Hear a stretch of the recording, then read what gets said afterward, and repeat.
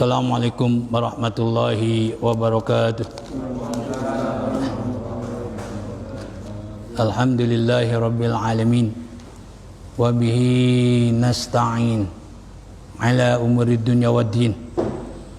Asyhadu an la ilaha illallah wahdahu la syarika lahu waliyul muttaqin. Wa asyhadu anna sayyidana Muhammadan abduhu wa rasuluhu sayyidul ghurril muhajjalin. Wa rahmatullahi lil alamin.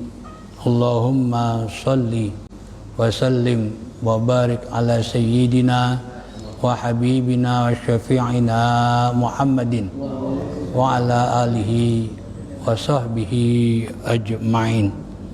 Amma ba'du, faqad qala Rasulullah sallallahu alaihi wasallam, man salaka tariqan yaltamisu fihi ilman sahalallahu lahu bihi tariqan ilal jannah. Ya Rabbi bil Mustafa balligh maqasidana waghfir lana ma madha ya wasi'al karami. Ya Rabbi bil Mustafa balligh maqasidana waghfir lana ma madha ya wasi'al karami.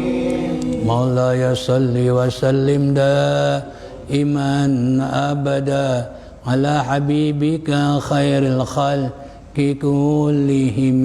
Ya Rabbi bil Mustafa balligh maqasidana waghfir lana ma madha ya wasi'al karami. Muhammadun sayyidul kaunaini wa thaqalaini wal fariqaini min urbin wa min ajami. Ya Rabbi bil Mustafa balligh maqasidana waghfir lana ma ya wasi'al karami. Huwal habibul ladzi turja syafa'atuhu likulli haulin minal ahwali muqtahimi. Ya Rabbi bil Mustafa balligh maqasidana waghfir lana ma madha ya wasi'al karami. Allahumma salli wa sallim wa barik alaihi wa ala alihi. Al-Fatiha ila hadrati Rasulillah sallallahu alaihi wasallam wa ila ikhwanihi minal anbiya'i wal mursalin wa likulli minhum wa sahabati ajma'in wa ila arwahil a'immatil mujtahidin wal ulama'il amilin wa syuhada wa salihin wa ila arwahi abaina wa ummahatina wa ajdadina wa jaddatina wa a'mamina wa ammatina wa akhwalina wa khalatina wa liman lahum hukukun alaina biniyatina annallaha yaghfiru lahum wa yarhamuhum wa afihim wa ya'fu anhum wa ij'alu kuburahum rawdah min riyadil jannah wa ila hadrati Rasulillah sallallahu alaihi wasallam. Al-Fatihah. A'udzu billahi minasyaitonir rajim. Bismillahirrahmanirrahim. Alhamdulillahi rabbil alamin arrahmanir rahim. Iyyaka na'budu wa iyyaka nasta'in. Shiratal ladzina alaihim maladdallin. Rabbi ighfirli wa li walidayya amin. Laman Ramun baris 8 di atas.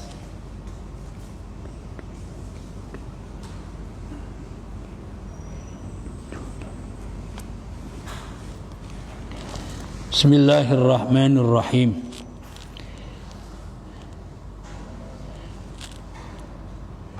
Qala ya Rabbi, di atasnya Nabi Musa berkata, ya Rabbi, wahai Tuhanku, inni ajidu fil alwahi, aku menemukan dalam alwah ummatan, satu umat. Ini menunjukkan tentang keutamaan umat baginda Rasulullah sallallahu alaihi wasallam. Sehingga Nabi Musa, Allah sebutkan itu dalam Al-Wah.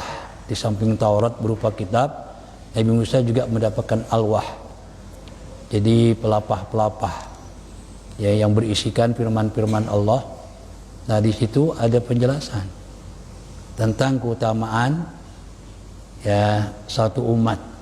Gak taunya nanti umat Nabi Muhammad SAW.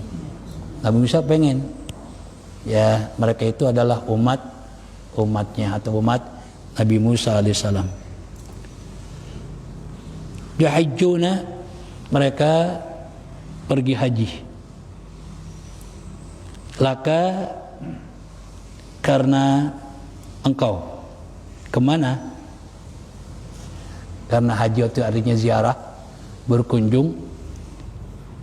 Al-Baitul Harama, ke Baitul Haram, ke Ka'bah. Kita tahu bahwa kewajiban haji hanya Allah wajibkan untuk umat Nabi Muhammad SAW.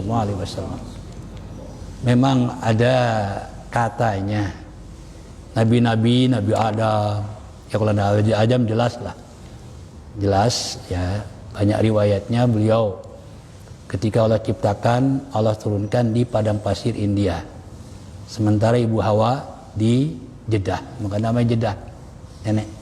Lalu mereka ketemu di mana, di Arafah, ya, di Arafah, kan seperti itu ceritanya.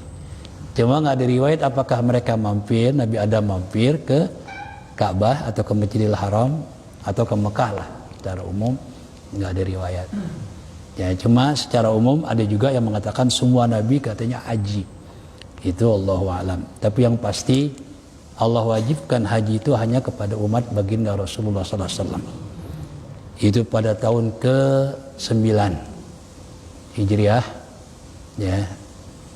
Itu dalam firman Allah surat Al-Baqarah, walillahi 'alan nasi hijjul baiti man istata'a ilaihi sabila. Itu. Nah, sebelum Allah wajibkan untuk umat baginda Rasul untuk berangkat haji atau menunaikan ibadah haji, Allah siapkan. Ya, dari mulai Nabi Ibrahim. Allah ya suruh kemana? Ke Ka'bah.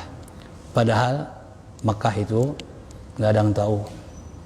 Ya, apalagi zaman dulu kan belum ada peta.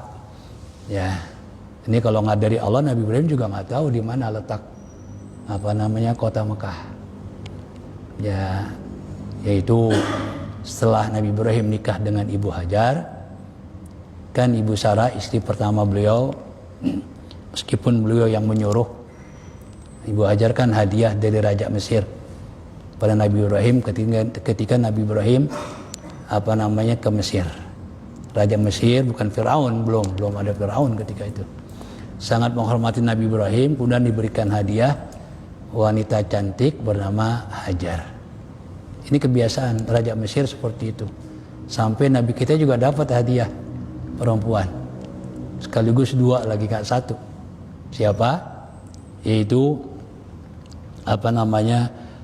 Maria Al-Qibtiyah dan Siren. Dua sekaligus. Ya, jadi ketika Rasulullah ngirim surat kepada Raja Mesir yang ketika itu di bawah ya kekuasaan kerajaan Rom, yang tentu banyak tahu tentang Nabi Muhammad melalui kitab Injil. Ya, sekalipun sudah dirubah kan masih ada sisa-sisanya, masih ada lah. Akhirnya Raja Mesir itu menghormati ya surat Nabi. Di situ Rasulullah menyuruh untuk masuk Islam. Cuma karena dia masih sayang dengan ya kedudukannya, jabatannya sebagai raja, dia nggak mau. Tapi dia tetap menghormati Rasul. Dia kirim hadiah berupa barang ada, ya namanya raja kalau ngasih hadiah kan tentu nggak tanggung-tanggung. Berupa barang dan juga dua wanita cantik, yaitu Maria Al-Qibtiyah dan Sirin. Maria dinikah oleh baginda Rasul. Dari Maria Rasulullah punya anak Ibrahim. Kan anak Rasulullah semuanya dari Siti Khadijah kecuali Ibrahim. Ibrahim ini dari Maria Al-Qibtiyah, ya, dari Maria Al-Qibtiyah. Nah, jadi Ibu Sarah, ya begitu Ibu Hajar punya anak, Karena Ibu Sarah ini sebagai istri pertama Nabi Ibrahim, padahal beliau itu wanita tercantik di dunia pada zamannya. Ya dulu belum ada Miss Universe aja, belum ada Ratu Sejagat. Kalau ada, menang beliau itu. Ya paling cantik. Tapi Allah nggak kasih anak. Ya akhirnya Ibu Hajar punya anak. Ya beliau sedih. Padahal beliau yang nyuruh Nabi Ibrahim nikah dengan Ibu Hajar. Ya beliau yang nyuruh. Akhirnya Ibu Sarah minta supaya Nabi Ibrahim membawa istrinya dengan anaknya pergi jauh. Berangkatlah Nabi Ibrahim bersama Ibu Hajar dan anaknya Nabi Ismail. Allah yang nuntun kemana? Ke Mekah. Ke Mekah. Padahal Ibrahim sendiri nggak tahu di mana Mekah. Ya kan? Ya ke Mekah dituntun oleh Allah Subhanahu wa Ta'ala. Nah dari situlah ya Allah siapkan untuk haji. Gitu ya. Kemudian dengan Fathu Mekahnya, arah kiblat dari Baitul Maqdis Allah rubah ke mana? Ke Ka'bah. Itu Allah siapkan. Ya untuk apa haji. Jadi haji itu adalah hanya Allah wajibkan kepada Nabi kita Muhammad SAW dan umatnya. Ya dan umatnya. Nah jadi kalau itu saya ceritakan cukup panjang. Jadi Nabi Musa melihat dalam alwah itu ya yaitu ada satu umat ya berangkat haji karena engkau pergi ke Mekah. Kemudian la yaqduna qada yaqdi la yaqduna la qada yaqdi ya la yaqduna minhu wataran. Begitu mereka selesai ya'ujuna laka bil buka ajijan, mereka nangis ya, mereka nangis ini di Arafah tentunya. Wa yadujuna laka bitalbiyati, dan mereka yaitu melantunkan talbiyah yang begitu apa namanya ramai ya karena engkau. Faj'alhum ummati, ya Allah jadikanlah mereka sebagai umatku. Nabi Musa pengen ya mereka itu adalah umat Nabi Musa gitu ya. Jadi sekalipun Nabi Muhammad dan umatnya belum Allah wajibkan haji, beritanya udah ada melalui alwah tadi yang Allah sampaikan ya kepada Nabi Musa alaihissalam. Cuma Allah tidak menyebutkan nama umatnya, nama umat Nabi siapa, sehingga disitulah Nabi Musa minta supaya mereka menjadi umat Nabi Musa alaihissalam. Maka kata Nabi Musa yaitu qala faj'alhum ummati, jadikanlah mereka umatku. Qala Allah menjawab hum ummatu Muhammadin sallallahu alaihi wasallam, mereka adalah umat Nabi Muhammad sallallahu alaihi wasallam. Kemudian Nabi Musa bertanya, qala Nabi Musa berkata, "Fama tu'tihim ala dzalika?" Apa yang kau berikan kepada mereka umat baginda Rasul setelah melaksanakan haji? Nabi Musa bertanya, qala u'tihim al-maghfirata. Aku akan berikan mereka itu pengampunan. Ya, pengampunan. Makanya dalam sabda Rasulullah sallallahu alaihi wasallam, man hajja wa lam yarfuth wa lam yafsuq kharaja min dhunubihi kayawma waladatu ummu. Ada dua hadis yang menjelaskan itu, menghapus dosa. Pertama itu, kedua adalah yaitu puasa Ramadan. Ya, man shoma ramadhana imanan wasit bukan itu. Yaitu syahrul Ramadan sahrun kataballahu alaikum siyamah wa sanantu lakum qiyamah faman shoma wa qama imanan wa ihtisaban kharaja min dhunubihi kayawma waladatu ummu. Akan begitu usai Ramadan atau setelah pergi haji, dia akan keluar dari dosa-dosanya seperti bayi yang dilahirkan. Berarti Allah janjikan maghfirah. Itu ada dua hadis. Jadi kata Allah, aku berikan mereka pengampunan. Wa ashfa'uhum fi man warahum, dan aku berikan syafaat kepada mereka untuk memberikan syafaat Fiman wara'ahum, orang-orang yang ada di belakang mereka yang tidak berangkat haji. Qala ya Rabbi, berkata lagi Nabi Musa alaihissalam, wahai Tuhanku, inni ajidu fil alwahi, aku mendapatkan dalam alwah umatan, satu umat sufaha'a, yang tidak mengetahui, artinya bodoh, safih. Ya, safih, bodoh. Qalilatan,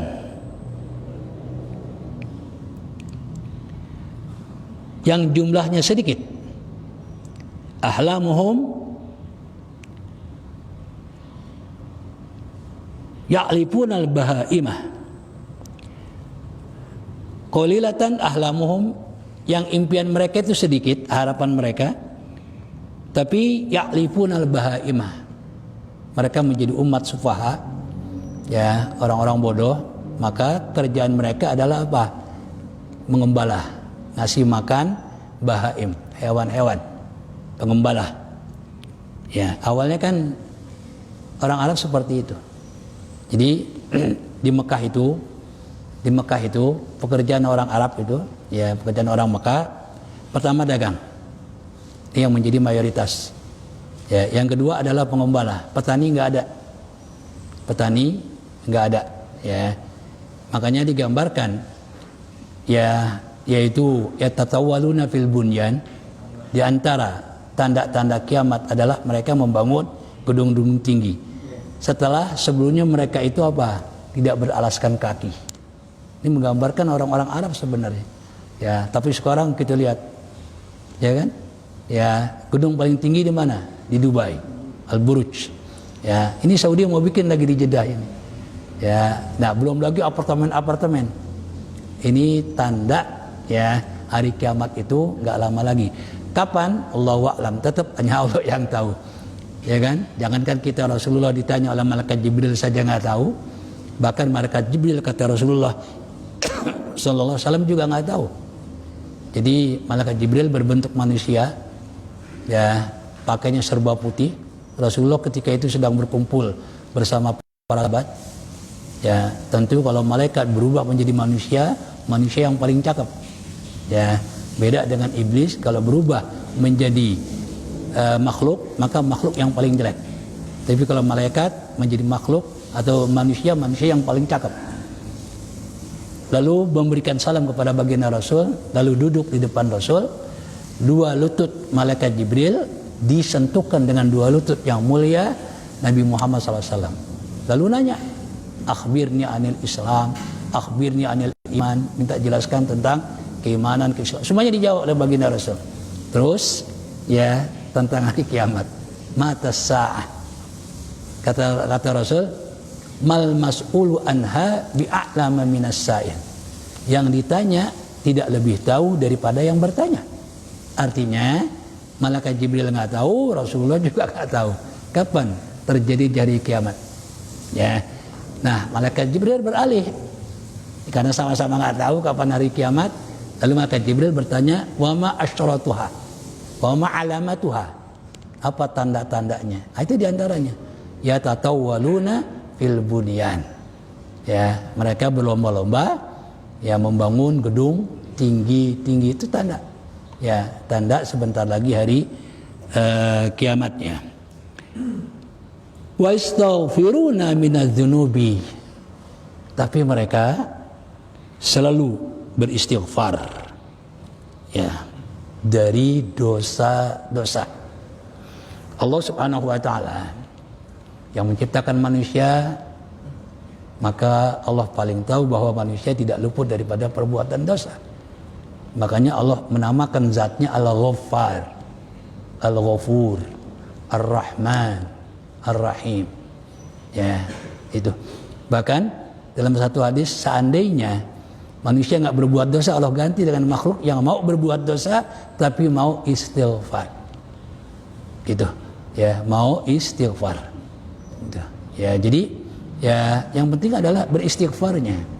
Berbuat dosa manusiawi tapi mau beristighfar, mau bertobat kepada Allah Subhanahu wa taala. Bahkan di dalam satu hadis sahih, innallaha yabsutu yadayhi bil laili liyatuba musii'un nahar. Allah membuka kedua tangannya. Boleh diartikan kedua tangan Allah? Boleh. Asal kita pegang firman Allah, laisa kamitslihi syai'un. Allah punya tangan, manusia punya tangan, tapi tangan Allah berbeda dengan tangan makhluknya. Itu yang harus kita pegang. Ya, karena dalam firman Allah juga ada yadullah fawqa aydihim. Apa artinya? Tangan Allah. Ya, jadi memang ada dua kubu ulama. Ya, ulama-ulama Hijaz, Arab Saudi mengartikan tetap tangan. Cuma ya dengan dasar laisa kamitslihi syai'un. Tidak ada sesuatu yang menyerupai Allah. Artinya Allah punya tangan tapi nggak sama dengan tangan makhluknya. Nah, sebagian ulama mengartikan dengan majaz. Itu kata kiasan. Yang dimaksud apa? Kekuasaan. Yadullah fawqa aydihim. Kekuasaan Allah di atas kekuasaan mereka. Boleh juga. Gitu ya. Jadi apa-apa yang Allah miliki lalu makhluk Allah miliki, kita artikan dengan arti yang sama, cuma tetap harus ada perbedaan. Artinya tangan Allah nggak sama dengan tangan makhluknya. Itu yang paling penting. Ya, yang paling penting. Jadi Allah membuka kedua tangannya untuk ya supaya orang-orang yang di waktu malam, supaya orang yang berbuat dosa di waktu siang bertobat. Sebaliknya, wa yabsutu yadayhi fil nahari liyatuba musii'ul lail. Allah membuka kedua tangannya di waktu siang agar pelaku-pelaku dosa di waktu malam mau bertobat di waktu siang. Ini menunjukkan Allah ya kapanpun dia senantiasa menerima tobat orang yang mau bertobat kapanpun ya gitu ya, karena kan kita tahu bahwa dosa ada dua, ada dosa kepada Allah, ada dosa kepada sesama manusia ya, ada dosa kepada Allah, ada dosa kepada manusia. Begitu juga hubungan, kita punya dua hubungan, hablum minallah dan hablum minan nas. Ya, kita punya dosa kepada Allah, mohon ampunnya lebih gampang. Karena Allah kapan saja. Ya, Allah kapan saja, bahkan Allah janjikan ud'uni astajib lakum. Ya kan? Ya. Nah, waktu terbaik untuk kita bertobat, mohon ampun kepada Allah, beristighfar adalah di sepertiga terakhir malam, antara 2:30 sampai subuh lah. Di situ ada hadis qudsi, Allah berfirman, hal min mustaghfirin faghfiru lahu. Apakah di saat ini ada orang yang beristighfar, aku akan ampuni. Hal min sa'ilin ya ba'utihi. Apakah ada yang minta, aku akan berikan. Hal min taibin fa'atubu ilaih. Apakah ada yang bertobat, aku akan terima. Itu paling bagus ya di sepertiga terakhir malam, yaitu zikirnya paling bagus adalah istighfar. Ya, mungkin sering saya sampaikan, Habib Abdullah Ba'lawil Haddad dalam kitabnya Risalatul Mu'awanah, beliau mengutip guru beliau yaitu Habib Abdurrahman As-Sagab. Yang terbaik adalah bentuk istighfarnya, Rabbighfirli warhamni innaka antal ghafurur rahim. Rabbighfirli warhamni innaka antal ghafurur rahim. Sebanyak-banyaknya menjelang subuh. Ya, setelah kita sholat tahajud kita tutup dengan witir, perbanyak itu.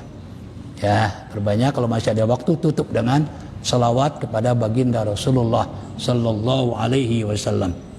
Nah, mereka beristighfar.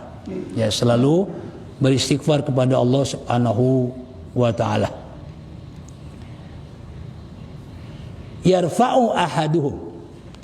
Salah seorang di antara mereka mengangkat al-luqmata, satu suapan. Luqmah. Luqmah itu satu suapan.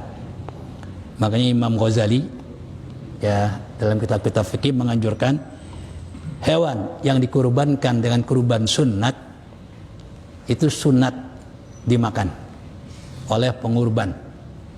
Walau lukmatan, di situ ada ininya, sekalipun hanya satu suap. Ya, au lukmataini atau 2 suap. Kenapa?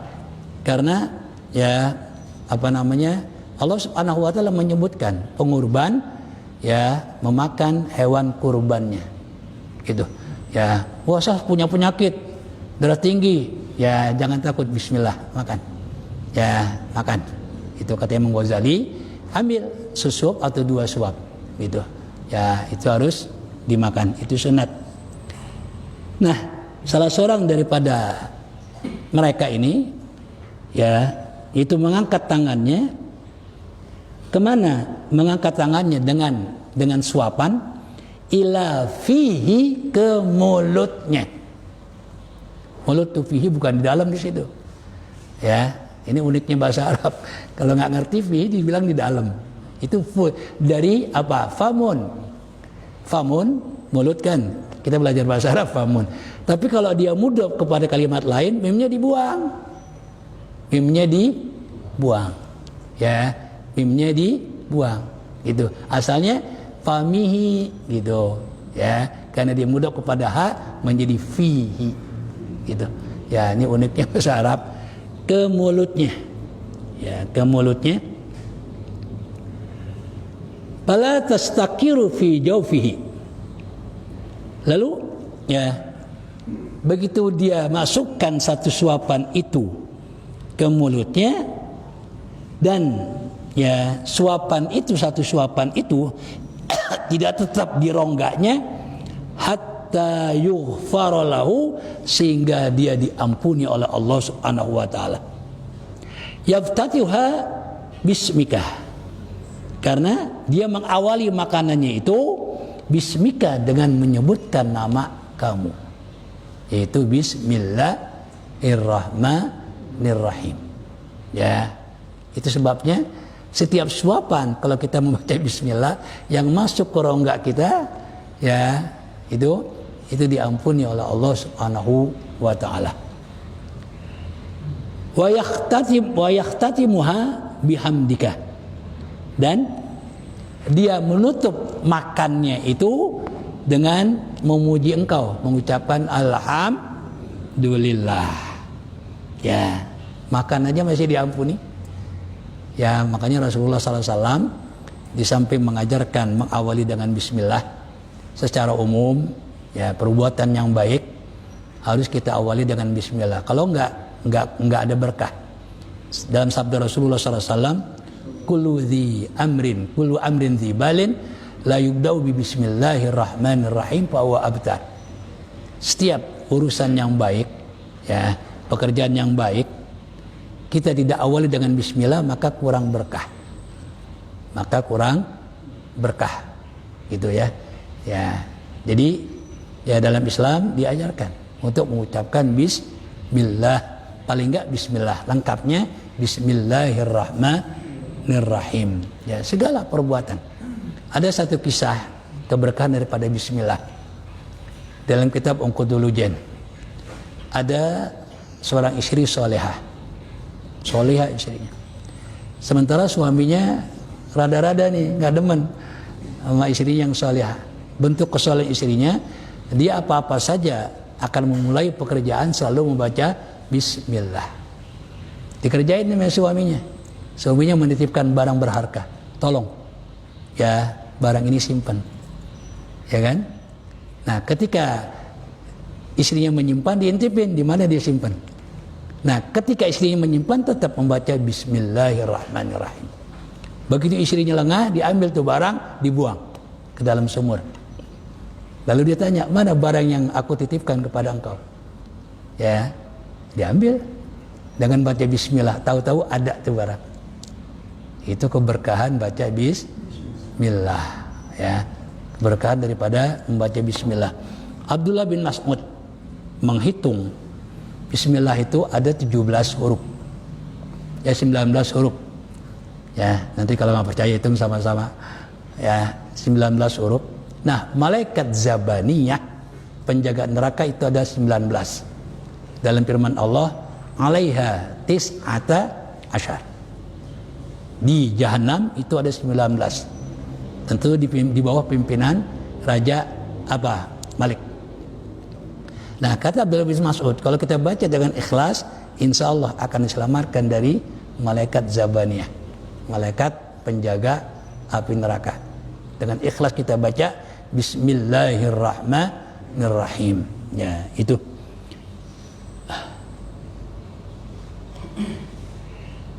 Jadi mengawali pekerjaan yang langsung itu bismillah, kita tutup dengan alhamdulillah. Ya, lalu satu lagi, kalau jangkanya agak lama, entah itu sehari 2 hari, ya atau hitungannya jam, kita tambah dengan insya Allah. Ya, itu Islam. Nah, kalau insya Allah ini, Allah akan memudahkan apa yang akan kita lakukan. Ya, makanya dalam firman Allah surah Al-Kahfi, wala taqulanna li syai'in inni fa'ilun dzalika ghadan illa ayyasha Allah.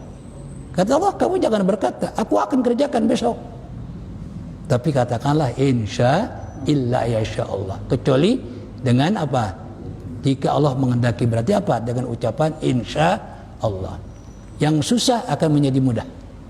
Terbukti orang-orang Yahudi, singkatnya, ketika mereka mencari sapi, ya kan mereka yang butuh, ada di antara mereka terbunuh, kan gitu, dibunuh, lalu jenazahnya diletakkan di perempatan jalan. Dulu orang belum kenal mutilasi, nggak dipotong-potong, nggak, ditaruh aja begitu.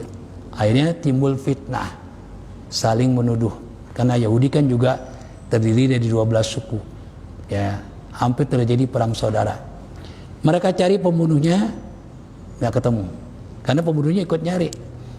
Ya, akhirnya satu-satunya supaya pembunuh yang ketahuan, ya ini harus ke Nabi Musa, gitu. Akhirnya mereka datang kepada Nabi Musa, agar Nabi Musa berdoa kepada Allah supaya Allah kasih tahu siapa pembunuhnya, kan gitu ceritanya. Ya, nah Nabi Musa sesuai dengan perintah Allah Subhanahu Wa Taala, wa idz qala Musa liqaumihi, ya, wa idz qala Musa liqaumihi ya qaumi inna wa idz qala Musa liqaumihi innallaha ya'muru wa idz qala Musa liqaumihi wa idz qala Musa liqaumihi innallaha ya'murukum an tadhbahu baqarah qalu atattakhiduna huzwa qala a'udzu bika a'udzu billahi minasy qala a'udzu billahi an akuna minal jahilin. Itu ayatnya. Jadi ya, oleh Nabi Musa mereka disuruh menyembelih seekor sapi. Nah, Yahudi segala sesuatu kan mereka mengukurnya dengan logika. Ini nggak masuk akal, ya kan? Antara menyembelih sapi dengan pembunuh supaya ketahuan, ini nggak ada kolerasinya, nggak ada hubungannya. Kalau dengan otak nggak ada hubungannya, ya kan? Kalau ada pembunuh kan dicari, kan begitu. Ya, ini kok disuruh menyembelih sapi. Makanya ya Yahudi menganggap Nabi Musa mengolok-olok mereka, kan gitu. Tapi karena mereka yang butuh, akhirnya mereka mau juga, kan gitu kan. Nah, karena memang dasarnya mereka nggak mau, akhirnya banyak bertanya, sehingga Allah persulit. Yang semula sapi biasa, akhirnya apa? Sapi yang punya apa? Kriteria tertentu, gitu kan?